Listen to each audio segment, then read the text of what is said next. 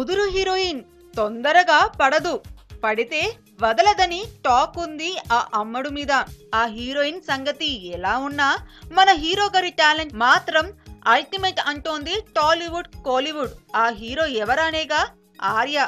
మనోడు జర జర జల్సా కోర్ టైప్, ఫుల్ ఎంజాయ్ చేసేస్తాడు అనేది ఓపెన్ సీక్రెట్ అయినా బిర్యానీలతో హీరోయిన్స్ ని పడేస్తాడని టాక్ అండి. మొన్నటికి మొన్న నయన్, అనుష్క, హన్సికలతో ఎఫ్ఐఆర్స్ ఉన్నాయనేది ఫిలిం నగర్ టాక్స్. అంతేనా, 6 నెలలు తీరకుండానే మార్చేస్తాడని గుసగుసలు. మూవీ క్లాప్ కొట్టిన వెంటనే హీరోయిన్ తో గాసిప్స్ కూడా తెరలేస్తాయి. ఒక్కసారి మనోడు పార్టీ వస్తే చాలంట పటాయించేస్తాడంట. ముగ్గురి భామలు ముద్దు ముచ్చట ఎలా సాగిందో ఏమో గాని లేటెస్ట్ గా హీరోయిన్ ఖాతాలో త్రిష చేరిందని కోలీవుడ్ కోడే కూస్తోంది.